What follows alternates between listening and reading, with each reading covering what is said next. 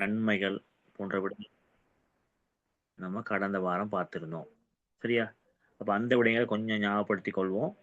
அப்ப கடந்த வாரம் பார்த்த விடயங்கள ஞாபகப்படுத்திக் கொண்டு, இன்ற வாரம் பார்த்தீங்கன்னா, நம்ம பாடத்துக்குள்ளால வருவோம்.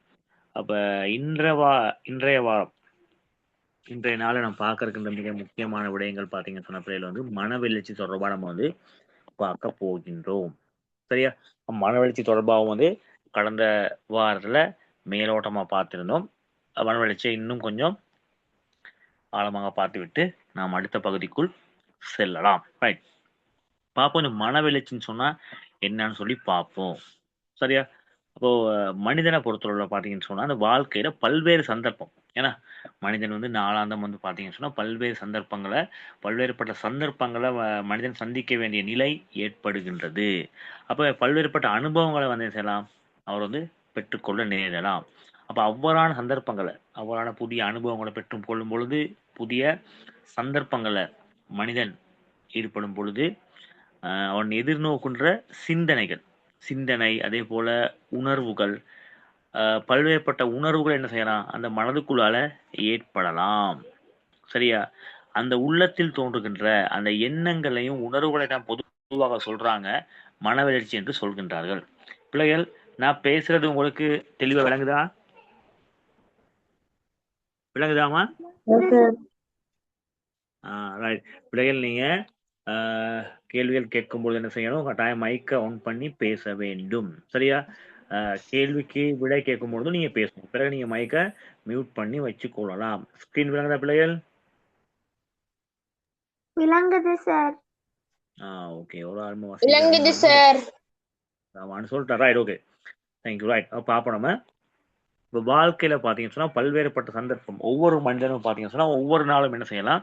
பல்வேறுபட்ட அனுபவங்களை எதிர்நோக்குகின்றான். உதாரணமா நீங்க பார்க்கலாம். காலை எழும்பிய முதல் வந்து பார்த்தீங்கன்னு சொன்னா, பாடசாலைக்கு செல்றது, அங்க பாடம் படிக்கிறது, விளையாட்டுல ஈடுபடுறது, திரும்ப வீட்டுக்கு வருகின்றது, திரும்ப மாலை நேர வகுப்புகளுக்கு செல்றது, மைதானத்துல போய் விளையாடுறது, இரவு வரைக்கும் பார்த்தீங்கன்னா, பல்வேறுபட்ட நபர்களை சந்திப்பீங்க. சரியா? பல்வேறுபட்ட அனுபவங்கள் நீங்க என்ன சொல்வீங்க? எதிர்கொள்ள நேரிடும். அவ்வாறான சந்தர்ப்பங்கள்ல பார்த்தீங்கன்னு சொன்னா, உங்களோட சிந்தனை, உணர்வுகள் உங்க உள்ளத்துல வந்து பல்வேறுபட்ட சிந்தனைகள், உணர்வுகள் ஏற்படும். அதத்தான் சொல்றாங்க. அதான் பொதுவா சொல்றாங்க. உள்ளத்தில் தோன்றுகின்ற எண்ணங்கள், உணர்வுகள் என்பன மனவெழுச்சி. இப்ப காலையில நீங்க என்ன செய்றீங்க? ஸ்கூலுக்கு ரெடி ஆறீங்க. ஸ்கூலுக்கு ரெடியாகி போகக்கில, அ அந்த பாதை வழியா பஸ்ஸுக்கு நிக்கும் பொழுது பார்த்தீங்கன்னு சொன்னா, அல்லது நீங்க உங்களோட ஸ்கூல் சர்வீஸ் வாகனத்துக்கு நிக்கிறீங்க. நிக்கும் பொழுது உங்களோட ஃப்ரெண்ட்ஸும் வராங்க. இப்ப டக்குனு என்ன செய்றீங்க? உங்களோட உள்ளத்துல என்ன தோன்றும்? மகிழ்ச்சி தோன்றும். ஒரு மகிழ்ச்சி தோன்றும். உங்களோட வகுப்பு தோழரை சந்திக்கிறீங்க. கட்டாயம் என்ன செய்வீங்க கூட? கதைப்பீங்களா? கதைக்க மாட்டீங்களா? கதப்பை சார். கதைப்பீங்க. எப்படி கதைப்பீங்க? மகிழ்ச்சிகரமா மகிழ்ச்சியோட ரைட். கதைப்பாங்க. மகிழ்ச்சியோட அவர் கதைப்பீங்கன்னா, இப்ப அவரு என்ன செய்வாரு? உங்கள்ட்ட மகிழ்ச்சியோட கதைப்பார். அப்ப அங்க என்ன செய்வீங்க? Alisha, good evening. ஓகேம்மா, வாங்க இணைஞ்சு கொள்ளுங்க. ரைட். அப்ப மகிழ்ச்சியோட கதைப்பீங்க என்ன? ரைட். அதோட பார்த்தீங்கன்னு சொன்னா, வகுப்பறைக்கு செல்கின்றீர்கள். சாரி, வாகனத்துல போறீங்க. போகும்பொழுது இப்ப என்ன நடக்குது? பஸ் கொஞ்சம் லேட் ஆயிருது. இப்ப 7, 7:15, 7:20 மாதிரி பாடசாலைக்கு செல்ல வேண்டியிருக்கும். ரைட். அப்ப 7:35, 7:40 ஆயிருச்சு. அப்ப அசெம்பிளி நடந்து கொண்டிருக்கு. இப்போ உங்களோட மனதுல எப்படி இருக்கும்? சார், ஒரு பயம் இருக்கும். ஒரு பயம் இருக்கும். ஏன்னா, ஆனா பிரிஃபெக்ட் அக்காமார்கள் இருப்பாங்க, அண்ணாமார்கள் இருப்பாங்க. அவங்கள கேட்பாங்களா? டீச்சர்ஸ் கேட்பாங்களா? அப்படியான ஒரு உணர்வு இருக்குமா இல்லையா? இருக்கும் சார். இருக்கும். அதே மாதிரி பார்க்குறீங்க. ரைட். வகுப்பறைக்கு போகும்போது, இன்னைக்கு நீங்க கூட்டுறது. இன்றைய தினம் உங்களோட அந்த அ ம் வாராந்த வகுப்பறை சுத்தத்துல, நீங்க இன்னைக்கு வகுப்பறை சுத்தம் செய்ய வேண்டியிருக்கு. ரைட். அப்ப உங்களோட பகுதி வந்து அப்படியே கூட்டாம இருக்கு. எப்படி இருக்கும் அப்ப? அது ஒரு கோபத்தை ஏற்படுத்தும் சார். அங்கன கூட்டு இல்ல. ஒரு டென்ஷன் ஏற்படுது. என்னம்மா? ஆமா சார். வசீகரணி மாத்திரம் பதில் சொல்ற மாதிரி இருக்கு. ஏனையோரும் பதில் சொல்லணும். ரைட். இப்படி வச்சுக்கொள்ளுமே. ரைட். வகுப்பு கூட்டு இல்ல. அப்ப ஒரு கோவத்த, ஒரு டென்ஷனா ஏற்படுத்துது. ரைட். நீங்க போகும்பொழுது, அந்த வகுப்பறை என்ன செய்யுது? கூட்டப்பட்டிருக்கு. இல்ல இப்படி சொல்லுவோமே, நீங்க காலைல ஒரு நண்பரை சந்திக்கிறீங்க, மகிழ்ச்சி ஏற்படுது. அதன் பிறகு நேரத்துக்கு ஒரு 7:15க்கு என்ன செய்றீங்க? பாடசாலைக்கு சென்றுறீங்க. இப்ப எப்படி இருக்கும்? மகிழ்ச்சி இருக்கும் சார். சந்தோஷமா இருக்கும் ரைட். அப்படியே வகுப்பறைக்கு போகும்போது பாத்தீங்கன்னா சந்தோஷமா இருக்கும் சார். நம்மளோட ஃப்ரெண்ட்ஸ் எல்லாம் பார்க்கக்குள்ள அதுல அங்கே சந்தோஷமா இருக்கும் சார். கிளாஸ் சந்தோஷமா ரூம் இருக்கும். அப்ப நீங்க வகுப்பறைக்கு போன பிறகு அங்க பார்த்தா இன்னைக்கு நீங்க வகுப்பு கூட்ட வேண்டிய ஆள், அங்க போனா உங்களோட ஃப்ரெண்ட்ஸ் எல்லாம் சேர்ந்து என்ன செய்றாங்க, வகுப்பை கூட்டி வச்சிருக்காங்க. இப்ப எப்படி இருக்கு? அப்பயும் மகிழ்ச்சியா இருக்கும் சார். மகிழ்ச்சியா இருக்கும் சார். அது பாருங்க, ஒவ்வொரு சந்தர்ப்பம் மனிதன் வந்து ஒவ்வொரு நாளும் வந்து நாம் எதிர்கொள்கின்ற ஒவ்வொரு சந்தர்ப்பத்துல பாத்தீங்கன்னு சொன்னா பல்வேறுபட்ட மனவெழுச்சிகள் ஏற்படுதும். முதல்ல சந்தோஷமா ஏற்படுது.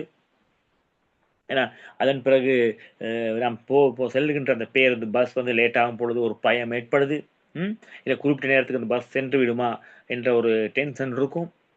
ஏன்னா அதே அந்த பஸ் வந்து குறிப்பிட்ட நேரத்துக்கு பாடசாலைக்கு செல்லும் பொழுது ஒரு மகிழ்ச்சி ஏற்படும். அப்ப நாளாந்தம் பாத்தீங்கன்னு சொன்னா நீங்க மட்டும் இல்ல, ஒவ்வொரு மனிதனும் வந்து பல்வேறுபட்ட சந்தர்ப்பங்களை சம்பவங்களை சந்திக்க வேண்டிய நிலை ஏற்படும். அவ்வாறான சந்தர்ப்பத்துல அவர்களிடத்தில் பாத்தீங்கன்னு சொன்னா பல்வேறுபட்ட மனவெழுச்சிகள் தோன்றும். அதைத்தாங்க சுருக்கமா சொல்றாங்க, உள்ளத்தில் தோன்றுகின்ற எண்ணங்கள் உணர்வுகள் பொதுவாக நம்ம மனவெழுச்சின்னு சொல்றோம். ஓகேவா? அப்ப இந்த பகுதியுமா உங்களுக்கு விளங்குச்சா? விளங்குச்சு சார். Okay right. இப்ப பாடுவோம். இந்த உணர்வுகள் எண்ணங்கள்லாம் தோன்றுது. இந்த உணர்வுகளை பெரும்பாலும் மனவெழுச்சின்னு சொல்லுவோம். சரியா? இப்ப இவ்வாறான எழுச்சிகளை பாத்தீங்கன்னு சொன்னா முறையாக நம்ம என்ன செய்யணும், வழி நடத்த வேண்டும். கட்டுப்படுத்து திறனை நம்ம என்ன செய்யணும், நாம் பழகி கொள்ள வேண்டும். இந்த விடயம் பாத்தீங்கன்னு சொன்னா வாழ்க்கைக்கு மிக மிக மிக முக்கியமானது. சரியா?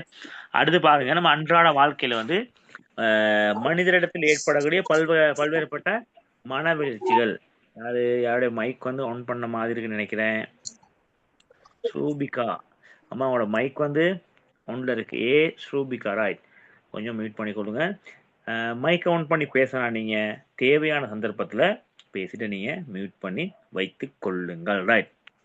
இப்ப பாக்குறோம், நம்ம நாளாந்த வாழ்க்கையில பாத்தீங்கன்னு சொன்னா பல்வேறுபட்ட மனவெழுச்சிகள் என்ன செய்யும், ஏற்படும். உதாரணமா பார்ப்போம். மகிழ்ச்சி ஏற்படுது. அப்ப அந்த இடத்துல கவலை.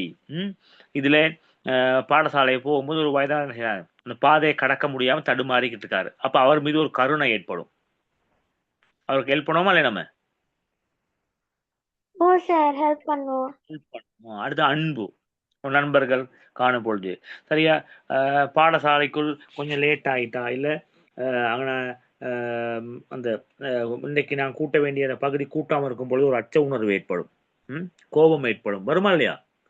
இதெல்லாம் பாத்தீங்கன்னு சொன்னா நாளாந்த வாழ்க்கையில நாம் எதிர்கொள்ளும். என்னமா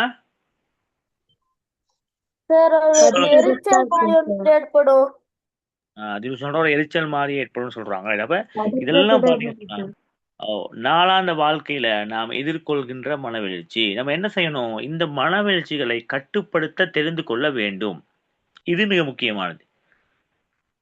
நாம் சந்திக்கின்ற சம்பவங்கள் சந்தர்ப்பங்கள் அடிப்படையில பாத்தீங்க சொன்னா நமது உள்ளத்துல பல்வேறுபட்ட மனவெழுச்சிகள் ஏற்படும். அந்த மனவெழுச்சிகளை நம்ம என்ன செய்யணும், முறையான விதத்துல கட்டுப்படுத்தி வழிப்படுத்த தெரிஞ்சுக்கணும். அப்படி தெரிஞ்சு கொள்ளக்கூடிய மனிதன் தான் செய்யறான், வாழ்க்கையில வெற்றி பெறுகின்றான். இல்லை என்றால் நாம் பல்வேறுபட்ட பிரச்சனைகளை எதிர்கொள்ள வேண்டி வரும். அடுத்து பார்ப்போம். சரியா? அப்ப நமக்கு மகிழ்ச்சி, கவலை, அதே போல பயம், கோபம், கருணை எல்லாமே நம்ம நாளாந்த வாழ்க்கை நம்ம எதிர்கொள்கின்ற விடயங்களை பார்க்கலாம். சரியா? இப்ப பார்ப்போம். இத மனதுல பல்வேறுபட்ட மனவெழுச்சிகள் ஏற்படும் பொழுது பாத்தீங்கன்னு சொன்னா ரைட், ஆரம்ப காலத்துல சொல்லுவாங்க, எப்படி அகத்தின் அழகு எதுல தெரியும்?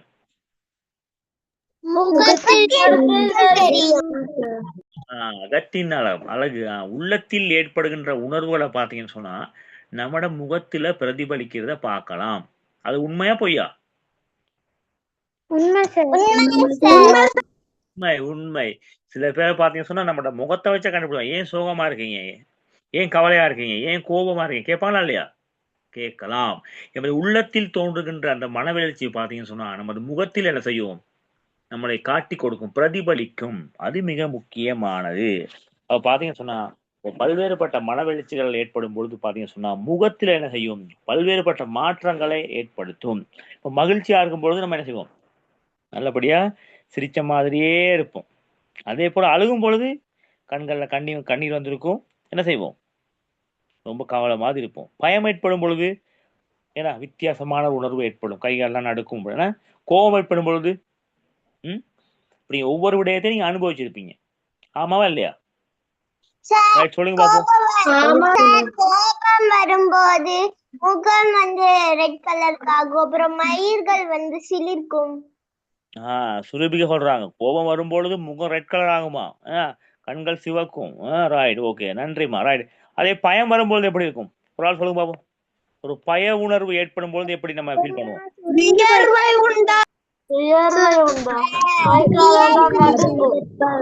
பதற்றமா இருக்கும் சார். எல்லாம் சொல்றாங்க பதற்றமா இருக்கும். ரைட். அடுத்து வியர்வை உண்டாகும். உடல் நடுங்குமா இல்லையா? கை காலெல்லாம் நடுங்கும் சார். ஷராப் சொல்றாரு கை காலெல்லாம் நடுங்குமா. ரைட். அப்ப அது வந்து பயம் தனிமையா இருக்க விரும்புவோம் சார். ரமான் சொல்றாரு தனிமையா இருக்க விரும்புவாங்க பயம் ஏற்படும் பொழுது. ரைட், பாப்போம். ரைட், உண்மையான. ரைட். அடுத்து பாப்போம் கவலையா இருக்கும் போது எப்படி இருக்கும்? தண்ணி வரும், அழுவாங்க. சில பேருக்கு வந்து பாத்தீங்கன்னா ஓகே, சில பேர் அழுகக்கூடியவர்கள், சில பேர் பாத்தீங்கன்னு சொன்னா கவலையா இருப்பாங்க ஆனா அழுக மாட்டாங்க. முகம் எப்படி இருக்கும்? வாடிய மாதிரி இருக்கும், என்ன சோகமா இருக்கும். அப்படியா? Okay, right. மகிழ்ச்சியா இருக்கும் போது எப்படி இருக்கும் முகம்? பாப்போம்.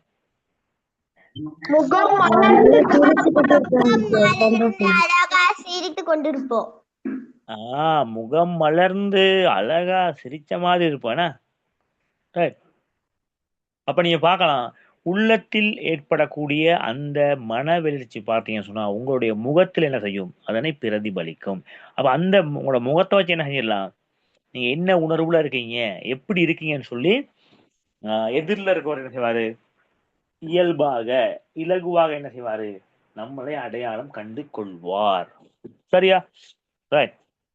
இப்ப பார்ப்போம் அந்த உள்ளத்துல ஏற்படக்கூடிய என்ன செய்யுது? இந்த மனவெழுச்சி அடிப்படையில் பார்த்தீங்கன்னு சொன்னா உடல்ல பல மாற்றங்கள் ஏற்படும். இது மிக முக்கியமானது. இப்போ மனதுல தோன்ற மனவெழுச்சி முகத்துல பிரதிபலிக்கின்ற அதே நேரம் பார்த்தீங்கன்னு சொன்னா நம்ம நடக்கும். சரியா? உள்ளத்திலையும் சில மாற்றங்கள், உடம்புலையும் சில மாற்றங்கள் ஏற்படும். சரியா? மனித உடல்லையும் பார்த்தீங்கன்னு சொன்னா சில மாற்றங்கள் வந்து நீங்களது. அதில் மிக முக்கியமா பார்த்தீங்கன்னு சொன்னா கவலை ஏற்பட சந்தர்ப்பங்கள் நீங்க சொல்ற மாதிரி. ஏன்னா இந்த பெருமூச்சு விடுதல், அதே போல அழுகுதல், முகம் சோர்வடைதல் போன்ற விடயங்கள் இப்படி நீங்க சொன்ன விடயங்களை ஞாபகப்படுத்தி கொள்ளலாம். இப்ப இந்த நீங்க சொன்ன விடயங்கள் எல்லாமே பாத்தீங்கன்னு சொன்ன பிள்ளைகள் வந்து எல்லாருக்கும் ஒரே மாதிரி இருக்காது. இப்ப சில பேர் நீங்க அழுவார் என்று சொன்னீங்க.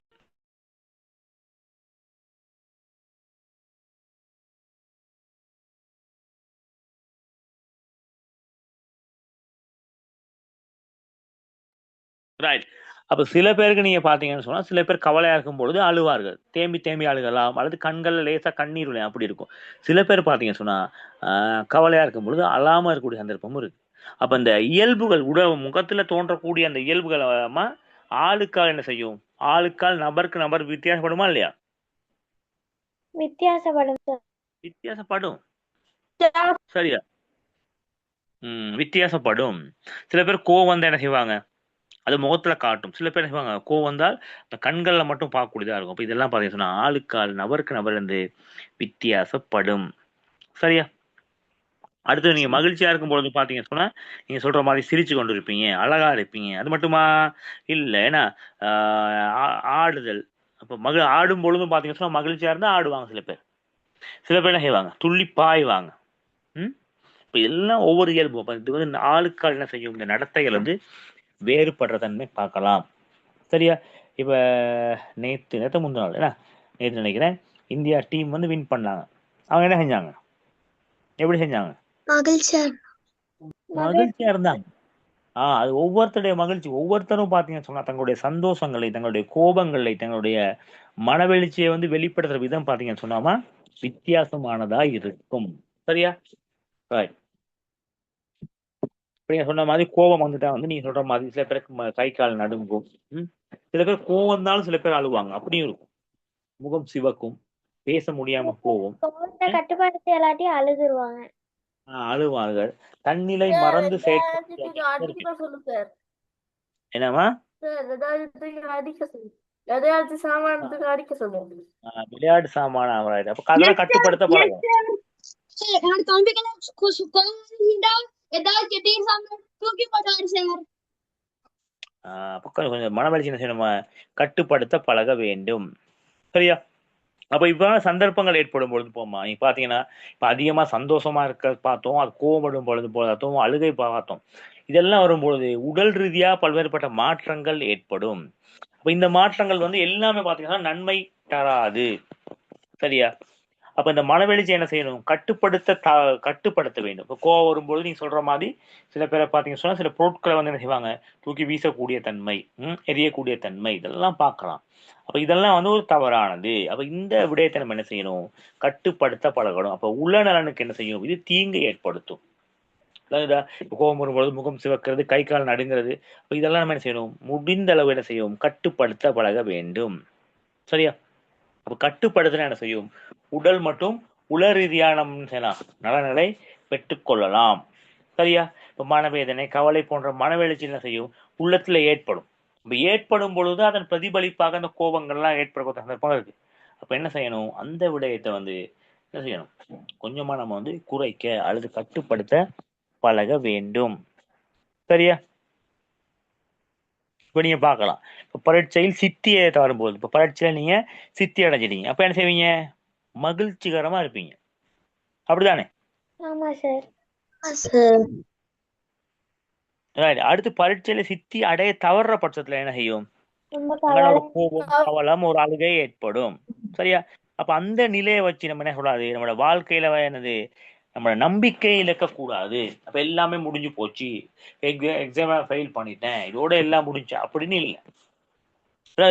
அதற்கான மாற்று வழி என்ன என்பதை தெரிவு செய்ய வேண்டும். அதுதான் சொல்றாங்க, நம்ம மனவெழுச்சியை கட்டுப்படுத்தப்படணும். கட்டுப்படுத்தினாதான் என்ன செய்யலாம், நாம் அடுத்து யோசிக்கலாம். இப்ப கவலை, எக்ஸாம்ல ஃபெயில் பண்ணிட்டோம்னு சொல்லி உட்காந்து அழுதுகிட்டே இருந்து சரி வந்துருமா? இல்ல சார், அதுக்கு அடுத்து நம்ம பாஸ் பண்ணணுங்கிறதுக்கு படிக்கணும். Very good. அடுத்த கட்டத்தை பற்றி நாம் யோசிக்க வேண்டும். அது ஏன் ஃபெயில் ஆகணும், எப்படி ஃபெயில் ஆகணும், என்ன காரணத்துக்காக அது நடந்துச்சு அப்படின்னு சொல்லி யோசிச்சுட்டு நம்ம என்ன செய்யணும், அடுத்த விடயத்தை உடனே திட்டமிட வேண்டும். அப்ப மனவெழுச்சி அம்மா நம்ம கட்டுப்படுத்தினா தான் நம்ம என்ன செய்யலாம், அந்த திட்டமிடலாம். அப்ப மனவெழுச்சி நம்ம என்ன செய்யணும், கட்டாயம் கட்டுப்படுத்த பழக வேண்டும். இது மிக முக்கியமானது. சரியா? அப்ப என்ன செய்யணும், உதாரணம் சொல்லுமே, பரீட்சை எழுதல ஃபெயில் பண்றோம், இப்ப திரும்ப என்ன செய்யணும், மீண்டும் பரீட்சை எழுத என்ன செய்யணும், கல்வி செயற்பாடுகளை உற்சாகமாக முன்னெடுக்க வேண்டும். எதிர்கால குறிக்கோள் தொடர்பான என்ன செய்யணும், அறிந்து கொள்ள வேண்டும். சரியா? இப்ப நீங்க பார்க்கலாம். அடுத்து ஒரு இடத்தை கோபம் என்ன செய்யும், சில நேரம் கோபத்தை கட்டுப்படுத்த பழக வேண்டும். இல்லை என்றால் என்ன செய்யும், அந்த கோபம் குறித்த நபர் மீது என்ன செய்யும், ஒருவர பழிவாங்க தோன்றும். பழிவாங்குற என்ன தோன்றுச்சுன்னா அது தவறான விடயம்.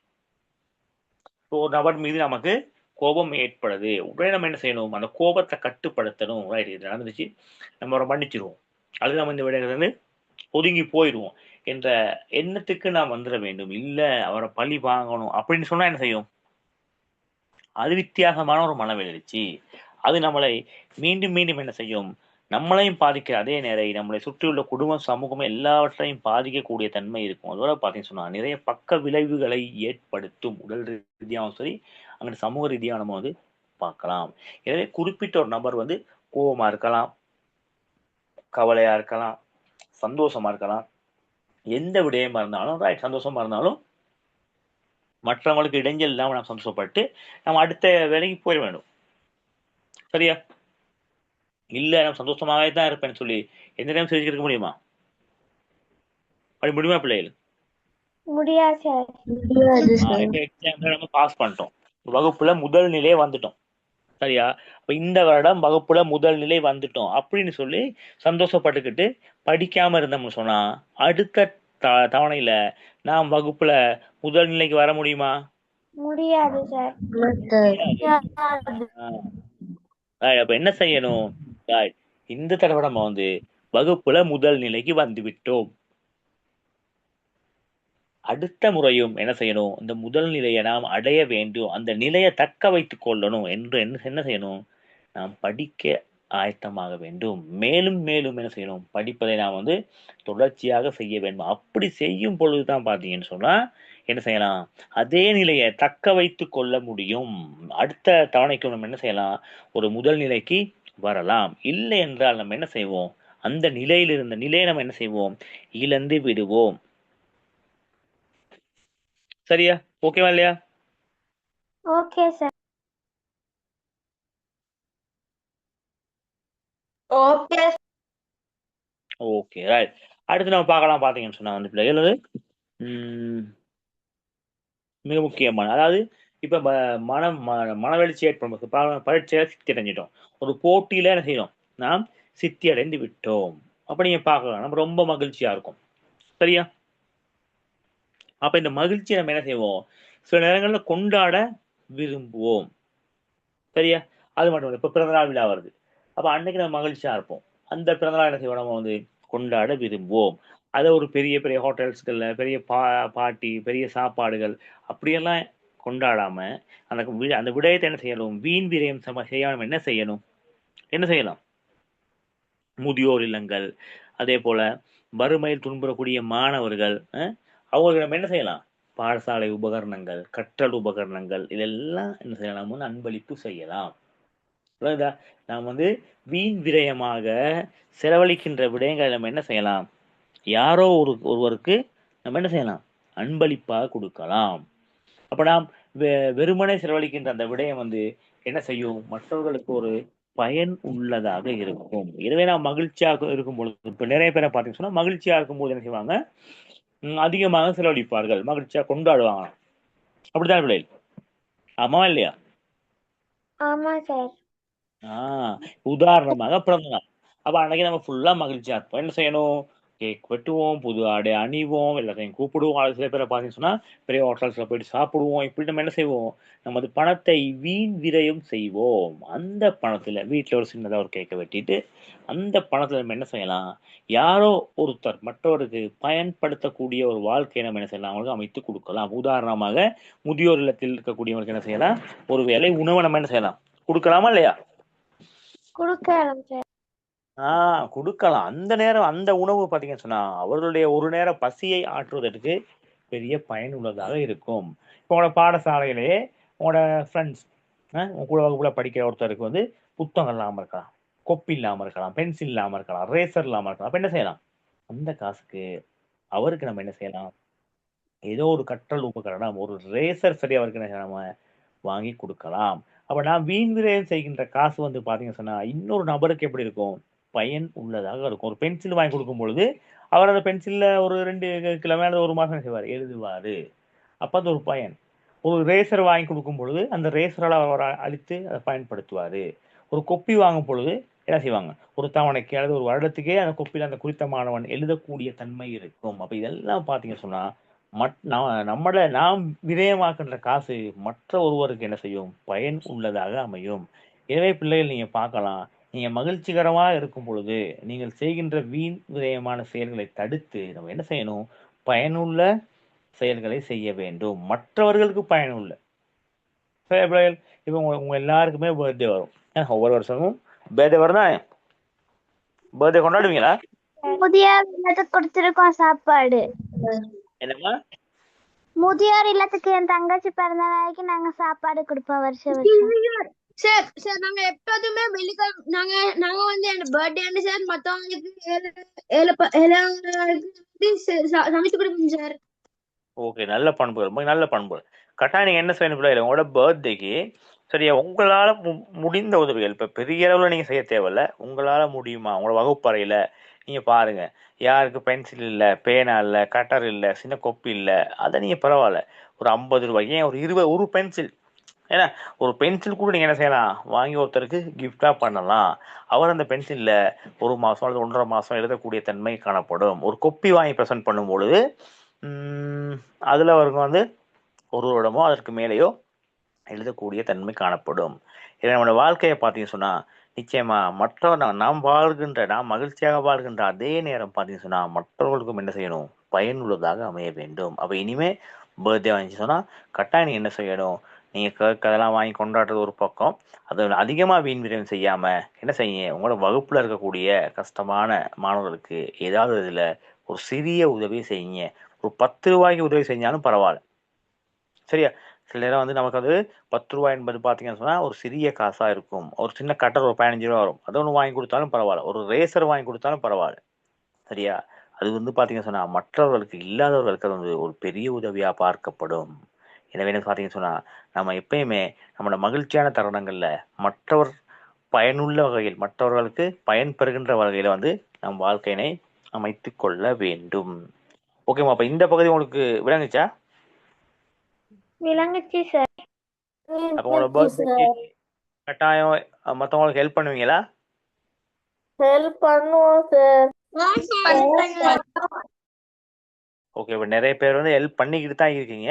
அப்ப மற்றவங்க என்ன செய்யணும்? கட்டாயம் மற்றவங்களுக்கு ஹெல்ப் பண்ற கூடிய தன்மையை வளர்த்து கொள்ள வேண்டும்.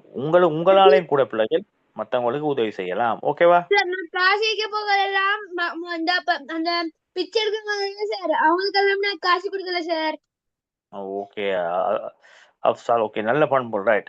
மற்றவங்க கஷ்டப்படக்கூடியவர்கள் நம்ம என்ன செய்யணும்? கட்டாயம் வந்து உதவிகளை வழங்க வேண்டும். அது நமது கடமை. ரைட். இப்போ பார்க்க போறோம் வந்து அடுத்த பகுதி. அதாவது மனவெழுச்சி தொடர்பாக பார்த்தோம். மனவெழுச்சிக்கான உதாரணங்கள் பார்த்தோம். அடுத்தது மனவெழுச்சியை வந்து எவ்வாறு கட்டுப்படுத்தலாம், என்ன மாதிரின்னு பார்த்தோம். இப்போ பார்க்க போறோம் பார்த்தீங்கன்னு சொன்னா இந்த பொருத்தமற்ற மனவெழுச்சி ஏற்படும் பொழுது அதனை எவ்வாறு கட்டுப்படுத்தி அல்லது பின்பற்ற வேண்டிய செயற்பாடுகள். இப்ப உதாரணமாக என்ன செய்வோம்? மகிழ்ச்சி வருது. அப்ப வருடம் முழுவதும் பரீட்சையில சித்தியடைந்து முதல் நிலை எடுத்துட்டோம். அப்ப மகிழ்ச்சியா இருக்கேன்னு சொல்லி நம்ம சிரிச்சுக்கிட்டே சந்தோஷமா இருக்கிறோம். படிக்காம இருந்தா அடுத்த வருடம் முதல் நிலை எடுக்க முடியுமா? எடுக்க முடியுமா? சார் ஏழாவது. என்ன செய்யணும்? அந்த மகிழ்ச்சியை ஒரு புறம் வைத்து விட்டு, ரைட், இந்த விட மகிழ்ச்சி எடுத்துட்டேன், சந்தோஷம், ரைட், அது என்ன செய்யலாம்? நாம் தொடர்ச்சியாக கல்வி கற்க வேண்டும். அப்பதான் நம்ம அடுத்த நிலைக்கு போகலாம். அதே போல ஒரு விஷயத்துல கோவப்படுறோம். கோவப்பட்டுட்டே இருக்க முடியுமா? ம் கோவப்பட்டு கொண்டே இருக்க முடியுமா? முடியாது சார். முடியாது. சந்தர்ப்ப சூழ்நிலை காரணமா நம்ம கோவப்பட சந்தர்ப்பம் அமையும். அப்படி பட்டு விட்டா என்ன செய்யலாம்? உடனே என்ன செய்யலாம்? அதுல இருந்து மீண்டு நம்ம என்ன செய்யணும்? நம்மளோட பழைய நிலைக்கு நாம் திரும்ப வேண்டும். மனவெழுச்சிகளை கட்டுப்படுத்த வேண்டும். அதுதான் மிக முக்கியமானது. சரியா? கோபம், அழுகை, சிரிப்பு, கவலை, பயம், துக்கம், துயரம் இதெல்லாம் மனிதனுடைய வாழ்க்கையில் ஏற்படக்கூடிய மனவெழுச்சிகள். அப்ப நம்ம மனிதன் என்ன செய்யணும்? அந்த மனவெழுச்சிகளை கட்டுப்படுத்தி வாழ்ந்தாதான் மனிதன் ஒரு உயர்ந்த வாழ்க்கையை வாழ முடியும். இல்லை என்றால் அவன் வந்து வாழ்க்கையை சிறப்பாக அமைத்துக் கொள்ள முடியாது. பொருத்தமற்ற மனவெழுச்சிகள் ஏற்படும் பொழுது, இப்ப உதாரணமா கோபம் வருது, எரிச்சல் வருது, இப்படி எல்லாம் ஏற்படும் பொழுது அந்த பொருத்தமற்ற மனவெழுச்சியை வந்து பாத்தீங்கன்னு சொன்னா எவ்வாறு என்ன செய்யறது? குறைத்து கொள்ளல், அல்லது அந்த மனவெழுச்சியை எவ்வாறு பாத்தீங்கன்னு சொன்னா கடந்து செல்லல் போன்ற விடயம் பார்க்க போறோம். ரைட். அதுல மிக முக்கியமா பார்க்கலாம். அப்படி இல்லை பாத்தீங்கன்னு சொன்னா சமய செயற்பாடுகளில் ஈடுபடுதல். இப்ப நீங்க எந்த மதமா இருந்தாலும் நீங்க என்ன செய்யணும்? கட்டாயம் சமய செயற்பாடுகள்ல ஈடுபடணும். காலை மாலையும் என்ன செய்யணும்? கடவுளை வணங்க வேண்டும். அது மாத்திரமல்லாமல் உங்களுடைய தேவாலயங்கள், பள்ளி, கோயில்கள், பௌத்த விகாரைகள், அப்ப நீங்க எந்த மதத்தை பின்பற்றுகின்ற நபரா இருந்தாலும் சரி, உங்களோட உரிய மத ஸ்தானங்களுக்கு சென்று நீங்க என்ன செய்யணும்? கட்டாயம் வழிபாடுகளை மேற்கொள்ள வேண்டும். அப்ப ஆலயங்களுக்கு சென்று நீங்கள் வழிபாடுகளை மேற்கொள்ளும் போது பாத்தீங்கன்னு சொன்னா உங்களுடைய மனதுக்கு அது என்ன செய்யும்? ஒரு புத்துணர்வு வருமா இல்லையா?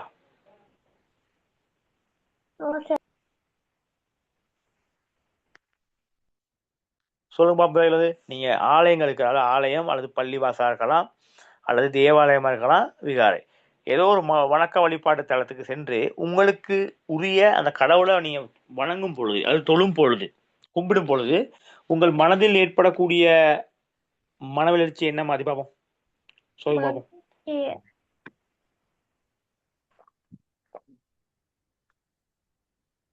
சொல்லுங்கம்மா. மகிழ்ச்சி ஏற்படும், ஒரு பயபக்தி ஏற்படும். ஓகே, வசீகரணி சொல்றா மகிழ்ச்சி ஏற்படும், அதுபோல பயபக்தி ஏற்படும். வேற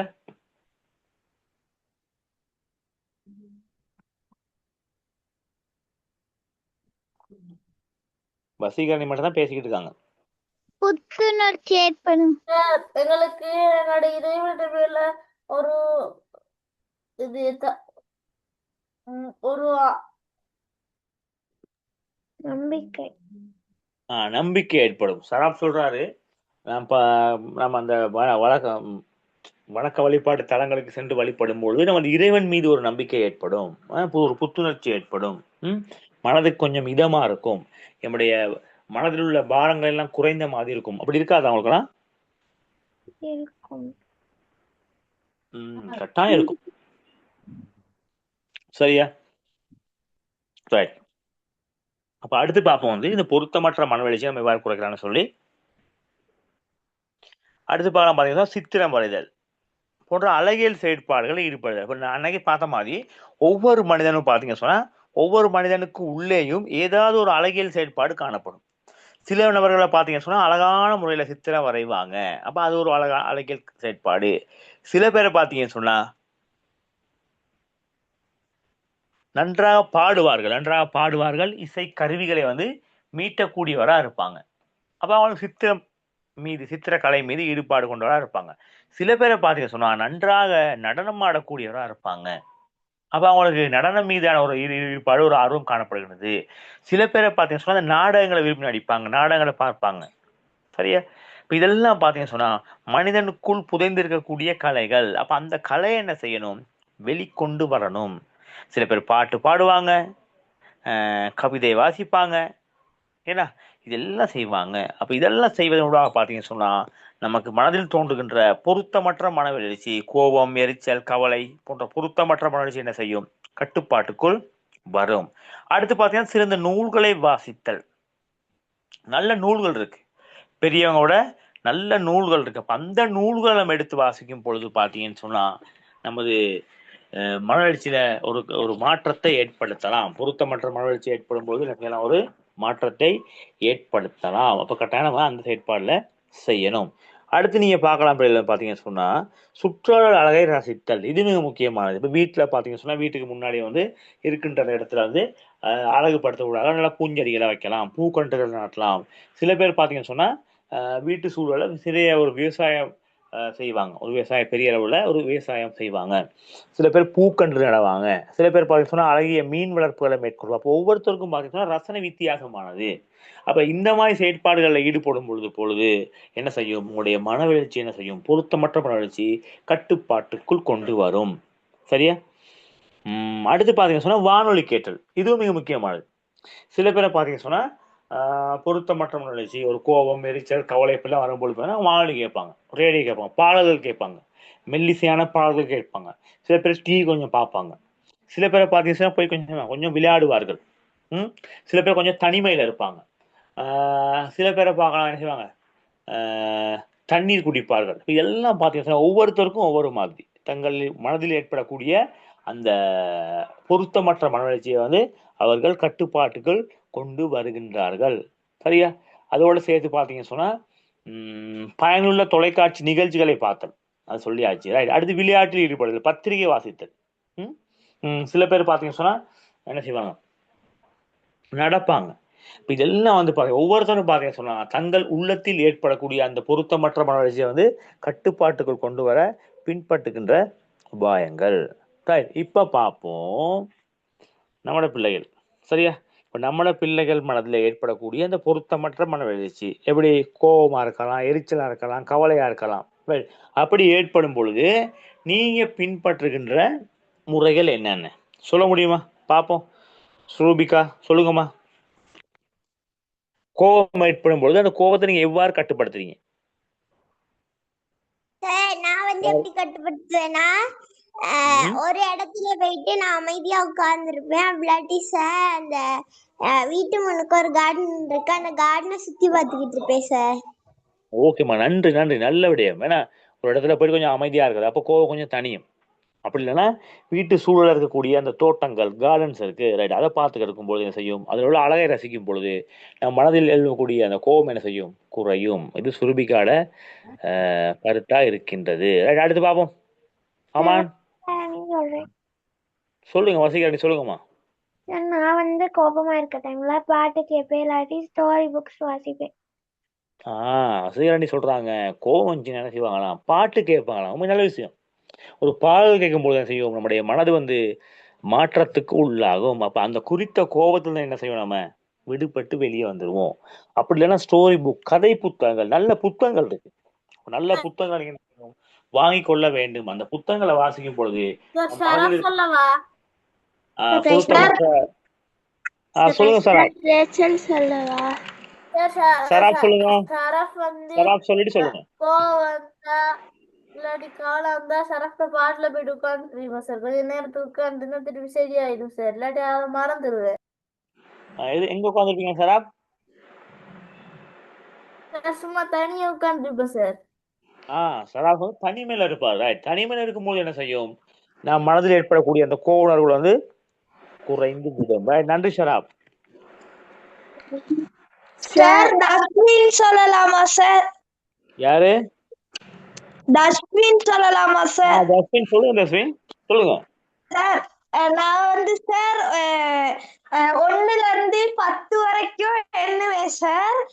அப்புறம் வந்து வீட்டு பின்னுக்கு ஊஞ்சல் இருக்கு சார், அதுல உட்காந்து ஆடுவேன் சார். அப்புறம் கொஞ்சம் குறைஞ்சிரும் சார். ஓகே. தஸ்வின் நல்ல ஒரு விஷயம். 1லிருந்து 10 வரைக்கும் என்ன செய்யலாம், அந்த நம்பர்ஸ், அந்த இலக்கங்களை எண்ணும் பொழுது கோபம் குறையும். அதோட சேர்த்து அந்த வீட்டுக்கு முன்னாடி ஒரு ஊஞ்சல் இருக்கு. அந்த ஊஞ்சல்ல ஏன்னா கொஞ்சம் விளையாடும் பொழுதும் என்ன செய்யும், அந்த அவருடைய நிலை என்ன செய்யலாம், மாற்றத்துக்கு உள்ளாகும். ரைட். சொல்லுங்க. வேற யார் சொல்ல போறது? சார் ரேச்சல் சொல்லலாமா? சொல்லுங்கம்மா. சார் நான் டிவி பார்ப்பேன், இல்லாட்டி படம் வரைவேன் சார். படம் வரைவாங்க. ரைட். அது டிவி கொஞ்சம் பார்ப்பாங்களாம். அப்படி பார்க்கும்போது என்ன செய்யும், அந்த கோபம் வந்து கட்டுப்பாட்டுக்குள் வரும். ரைட். வேற சொல்லையா சொல்லுங்கம்மா. சன்சியா சொல்லுங்க. நான் டியூஷன் போயிட்டு வந்து ஹோம்ஒர்க் ஓகேம்மா. நீங்க டியூஷன் போயிட்டு ஹோம் ஒர்க் செய்வாங்க. அவங்களோட வீட்டு வேலைகள் அவங்க ஸ்கூல்ல கொடுக்கக்கூடிய அந்த பகுதி வேலைகள் எல்லாம் பாட வேலைகள் அவங்க செய்யும் பொழுது அவங்களுடைய மனம் கொஞ்சம் மாற்றம் அடையும்னு சொல்றாங்க. ரைட். சொல்லுங்கம்மா. எனக்கு கோவம் வரைக்கெல்லாம் வந்து நான் வந்து விளையாடுவேன் சார். விளையாடுவாங்களாம். அப்ப என்ன செய்யும், அந்த மனவெழுச்சி மாற்றத்துக்குள் வரும். பர்ஹா, அமான், சரி அதுஷன் சொல்லவா? எதுவும் சொல்லுங்கம்மா. சார் நான் தனியா ஒரு இடத்துக்கு போயிட்டு சார் மரத்தெல்லாம் பாத்துக்கிட்டு இருப்பேன் சார். தனியா ஒரு இடத்துல போயிட்டு அங்க உள்ள மரங்களை, இயற்கையை ரசிப்பாராம். ரைட். நல்ல விஷயம். சார் எனக்கு கோபம் வந்தா நான் ஒரு இடத்துல போயிட்டு இருப்பேன் சார். தனியா இருப்பீங்களாமா? ரைட். அமன் வந்து கொஞ்சம் தனிமையில இருப்பாங்க. இப்ப நிறைய பேர் பாத்தீங்கன்னா சொன்னா கோபம் வரும்பொழுது தங்களை வந்து தனிமைப்படுத்திக் கொள்கின்றார்கள். ரைட். ஓகே. பாப்போம். அடுத்து வேற யாரு? சார் தவிஸ்கா. தவிஸ்கா சொல்லுங்கம்மா. 1ல இருந்து 10 மட்டும் என்ன சார்? 1லிருந்து 10 வரைக்கும் தவிஸ்கா எண்ணுவாங்களாம். ரைட். குட். நன்றி அம்மா. அப்சல், யதுர்சன். சார் அம்மானுக்கு கோபம் எடுத்தா ஒரு இடத்துல தனிமையா அமன் தனிமையில இருப்பா. Right. Okay. Good play. Right. அப்ப நீங்களும் பாத்தீங்கன்னு சொன்னா உங்களோட பொருத்தமற்ற மனவளர்ச்சியை கட்டுப்படுத்தக்கூடிய வழிமுறைகளை உங்களுக்கு தெரிஞ்சிருக்கு. நன்றி. இப்படிதான் இருக்க வேண்டும். சரியா? குறிப்பிட்ட ஒரு மனவெழுச்சியில இப்போ மகிழ்ச்சியா இருக்கலாம், கவலையா இருக்கலாம், கோபமா இருக்கலாம். ஏன்னா அதுலயே மூழ்கி இருக்காம நம்ம என்ன செய்யணும், அடுத்து அதை வந்து நம்ம என்ன செய்யணும், அடுத்த விடயத்துக்கு நாம் வந்து செல்ல வேண்டும். அது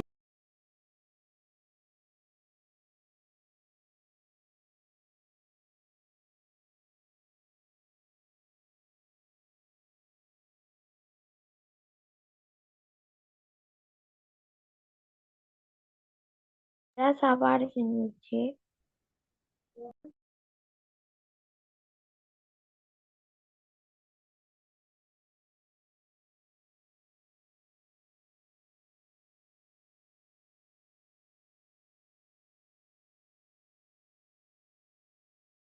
நம்ம அடுத்த விஷயத்தை பார்ப்போம். வந்தப்ப கோபம் வரக்கூடிய அந்த மனவெழுச்சியை என்ன செய்யணும், நம்ம வந்து கட்டுப்படுத்த பழகிக்கொள்ள வேண்டும். அப்போ உங்களுக்கும் பாத்தீங்கன்னு சொன்னா அந்த மனவெழுச்சியை கட்டுப்படுத்தக்கூடிய திறன்கள் இருக்கு.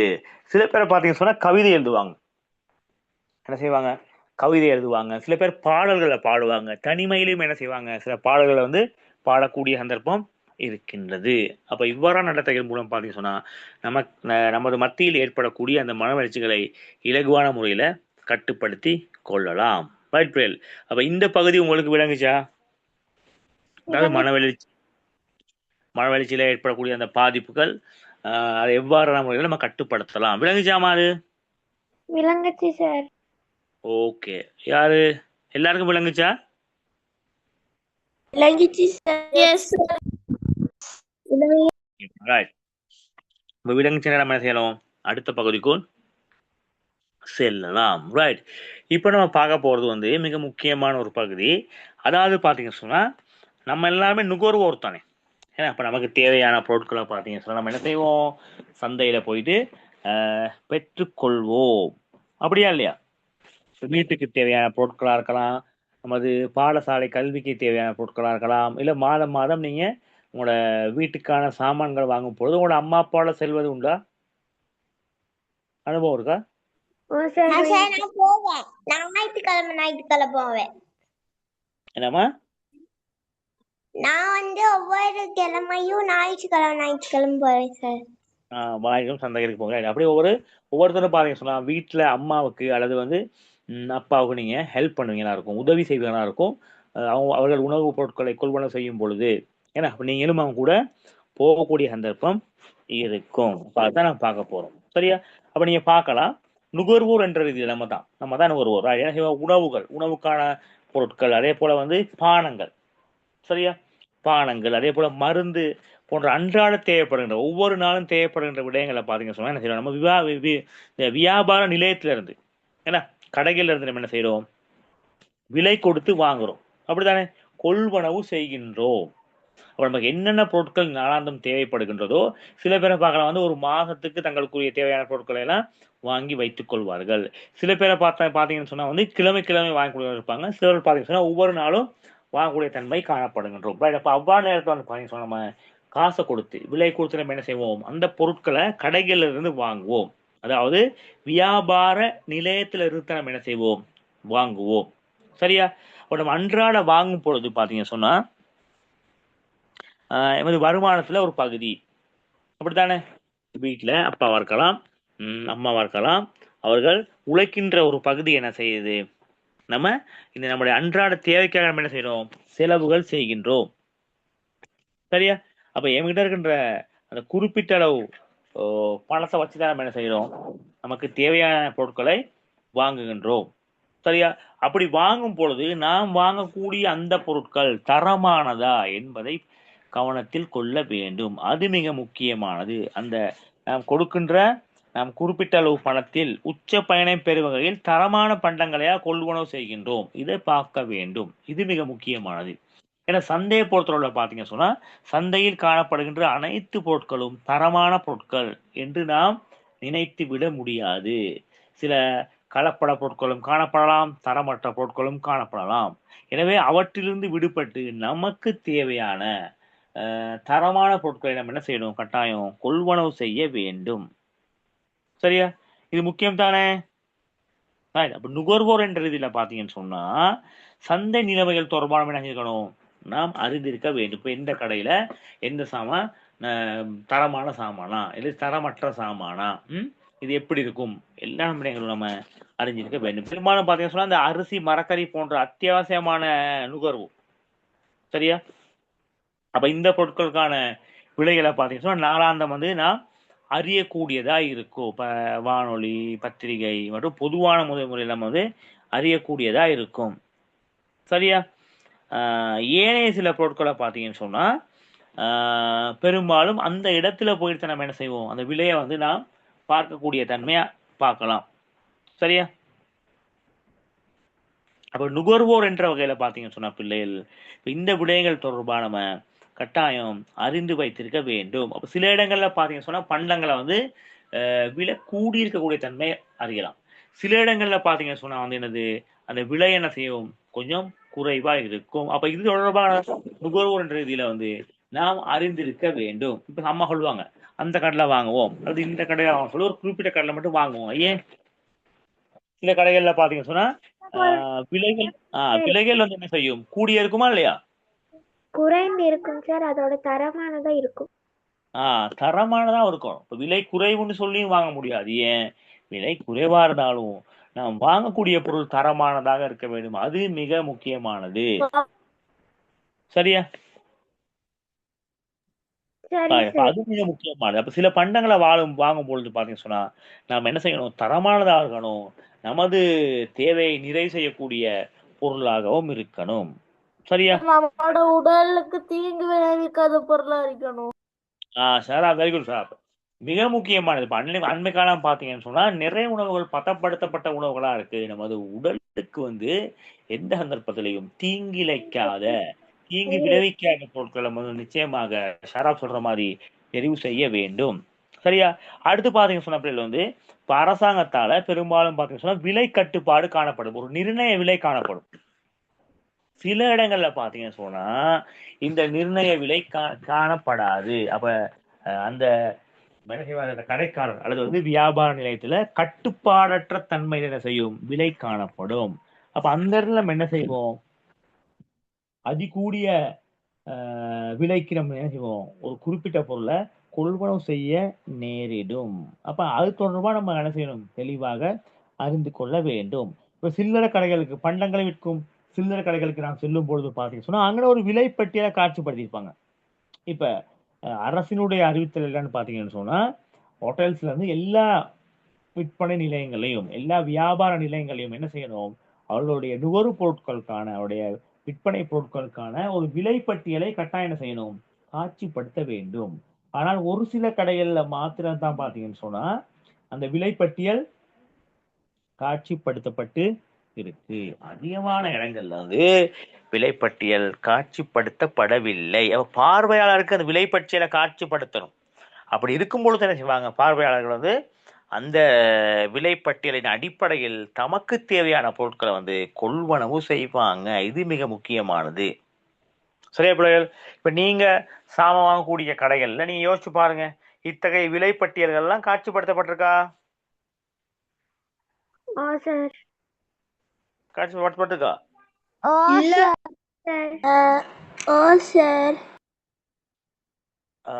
யார் காட்சிப்படுத்தாத கடைகள் உட்காந்துருக்கீங்க? விலைப்பட்டியல் ரஸ்வின், நீங்க விலைப்பட்டியல் பார்த்தது இல்லையா? காட்சிப்படுத்தப்படலையா?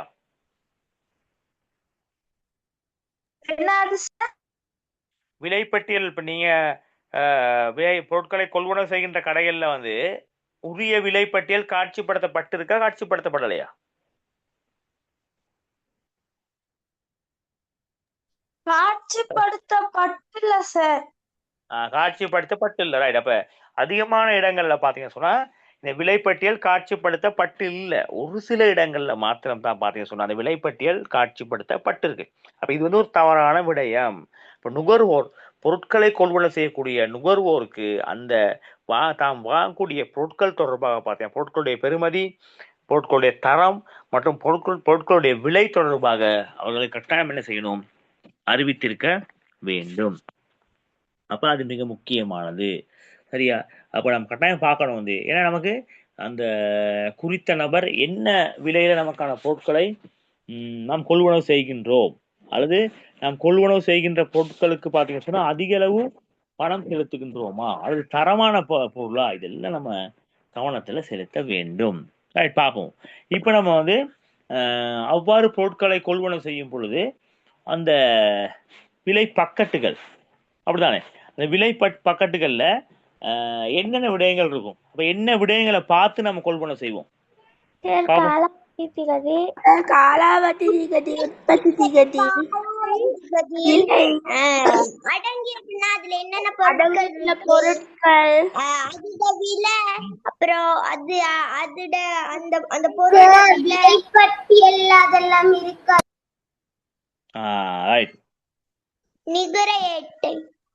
நிகர ஈடு. அப்ப நீங்க பார்க்கலாம் வந்து நீங்க பொருட்களை வந்து ஒரு பேக்கெட்டில் அடைக்கப்பட்ட ஒரு பொருளை கொள்வனவு செய்யும் பொழுது சரியா, அதில் சில விடயங்கள் அடங்கி இருக்கும். அந்த விடயங்கள் தொடர்பா நீங்க என்ன செய்யணும்? நிச்சயமாக கவனம் செலுத்த வேண்டும். முதலாவது பாத்தீங்கன்னு சொன்னா அது தயாரிக்கப்பட்ட திகதி. சரியா? அந்த அந்த குறித்த ஒரு பொருள் வந்து பாத்தீங்கன்னா ஒரு பிஸ்கட் எடுத்துக்கொள்ளுமே. இந்த பிஸ்கட்ல வந்து பாத்தீங்கன்னு சொன்னா முதலாவது அந்த பிஸ்கட் வந்து எப்ப தயாரிக்கப்பட்டுச்சு அந்த திகதியை பார்க்கணும். அடுத்து பார்க்கணுங்க வந்து அது தயாரிக்கப்பட்டதுக்கு அப்படின்னு சொன்னா உற்பத்தி திகதி. அடுத்து பார்க்கலாம் வந்து கால திகதியாக திகதி. அந்த எந்த திகதியில அந்த அந்த பொருள் வந்து முடிவடைகின்றது. அடுத்து ரைட். அடுத்து அதனுடைய விலை, அதிகூடிய சில்லறை விலை. அடுத்து அந்த பொருளுடைய நிறை என்ன இருக்கு, எத்தனை கிராம் அல்லது எத்தனை கிலோகிராம் இருக்கு, அதை பார்க்கணும். அடுத்து பாத்தீங்கன்னா சொன்னாங்க அடங்கியுள்ள கூறுகள், அதாவது அதுல என்னென்ன பொருட்கள் வந்து உள்ளடக்கப்பட்டிருக்கு அதையும் பார்க்கணும். இதெல்லாம் பார்த்து தான் நம்ம என்ன செய்யணும், ஒரு பொருளை வாங்க வேண்டும். இப்ப பானங்கள்ல பாத்தீங்கன்னு சொன்னா அதுல இருக்கு அதிகூடிய சீனி, குறைந்த சீனி, நடுநிலை சீனி அப்படின்னு இருக்கு. இப்ப அதிகூடிய சீனி உடைய பொருட்களை பானங்களை வாங்குவதால் பாத்தீங்கன்னு சொன்னா சீனி நோய்கள் ஏற்படக்கூடிய வாய்ப்புகள் இருக்கு. எனவே நம்ம என்ன செய்யணும், கட்டாயம் இந்த விடயங்களை அடங்கியுள்ள விடயங்களை பார்த்து நடுநிலை சீனி அல்லது குறை சீனிங்கிற பொருட்கள் அந்த பானங்களை நாம வாங்க வேண்டும். சரியா? பக்கத்தில் அடக்கப்பட்ட பொருட்கள் பெரும்பாலும் நாம் கொள்வனவு செய்கின்ற பொருட்கள்ல வந்து அதிகமான பொருட்கள் வந்து பாத்தீங்கன்னா சொன்னா பக்கெட்டில் அடைக்கப்பட்ட பொருளாக தான் காணப்படுகின்றது. அப்ப நிச்சயமா இந்த விடயம் தொடர்பாக கவனம் செலுத்த வேண்டும். இப்ப அரிசியை கூட பாத்தீங்கன்னு சொன்னா ஒரு 5 கிலோ பேக், ஒரு 10 கிலோ பேக்ல வாங்கும் பொழுது மேற்குறிப்பிட்ட அந்த விடயங்கள் தவிஷ்கா ரைட், கொஞ்சம் மைக்க மீட் பண்ணுவீங்க ரைட். மேற்குறிப்பிட்ட அந்த விடயங்கள் வந்து காணப்படும். சரியா? அப்ப இந்த விடயம் பாத்தீங்க சொன்னா மிக மிக மிக முக்கியமானது. சரியா? அப்ப நுகர்வோர் என்ற வகையில பாத்தீங்க சொன்னா தரமான பொருட்களை நுகர்வதற்கு பாத்தீங்க சொன்னா நம்ம என்ன செய்யணும், பரீட்சித்து பார்க்க வேண்டும். இப்ப உற்பத்தி திகதிக்கும் காலாவதி திகதி, இப்ப காலாவதி திகதி முடிந்து விட்டால் அப்ப எக்ஸ்பைர்ட் ஆச்சு சொன்னா நம்ம அந்த பொருளை வாங்கக்கூடாது. அது நமது உடல்நிலைக்கு தீங்கினை ஏற்படுத்தும். சரியா? இப்ப மரக்கறி பழங்கள்லாம் பாத்தீங்கன்னு சொன்னா அப்ப அதுக்கெல்லாம் அந்த உற்பத்தி திகதி அதெல்லாம் வந்து போட்டிருக்கோம், காலாவதி திகதி எல்லாம் போட்டிருக்க மாட்டாங்க. அப்ப அந்த பொருட்களை தொட்டு பார்த்து என்ன மாதிரி பழுத்து இருக்கா, பழுக்கலையா, பூச்சி எதுவும் இருக்கா என்ற போல விடயங்களை பார்க்க வேண்டும். அதே போல வந்து மீன், ஏன்னா இப்ப டின் மீனை வாங்கும் பொழுது பாத்தீங்க சொன்னா நீங்க வந்து மேற்குறிப்பிட்ட விடயங்களை நீங்க பார்க்கலாம். உற்பத்தி திகதி எது, காலாவதி திகதி எது, ஆகக்கூடிய விலை, நிகர எடை, இதெல்லாம் பார்க்கலாம். இப்ப கடலிலிருந்து பிடிக்கப்படுகின்ற, சொல்லுங்க சார்.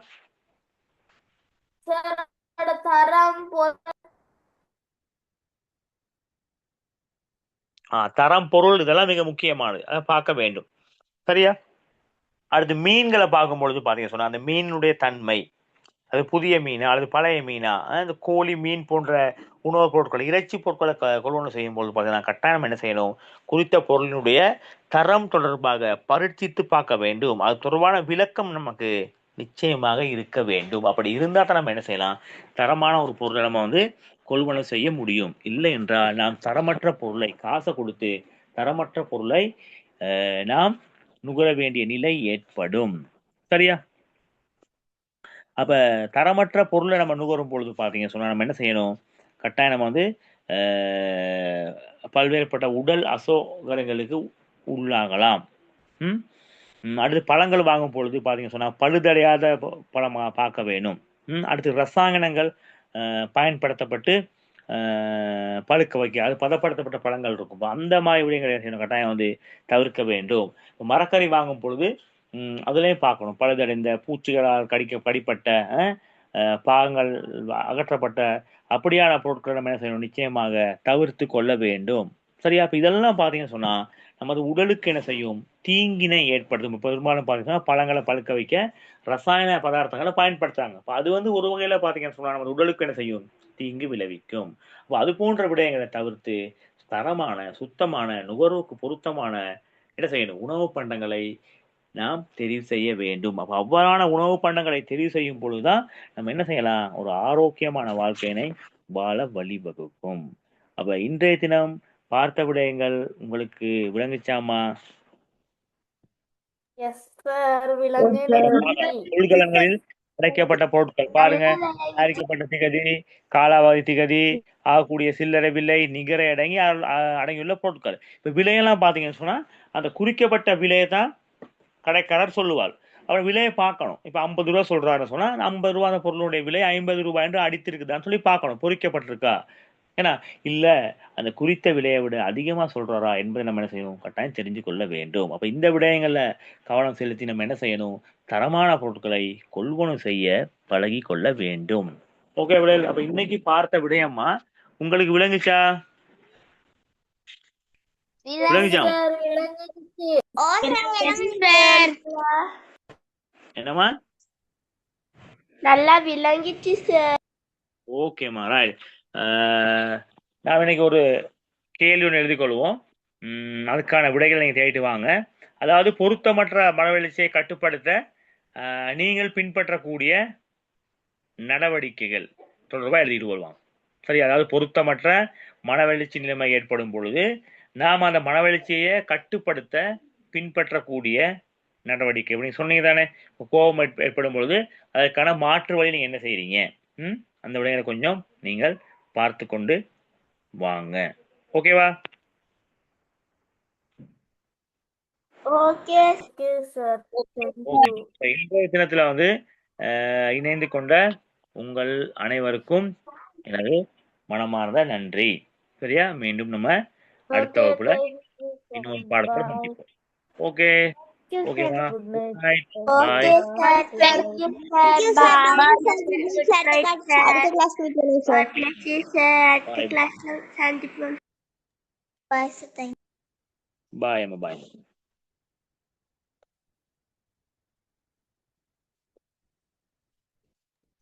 Bye sir.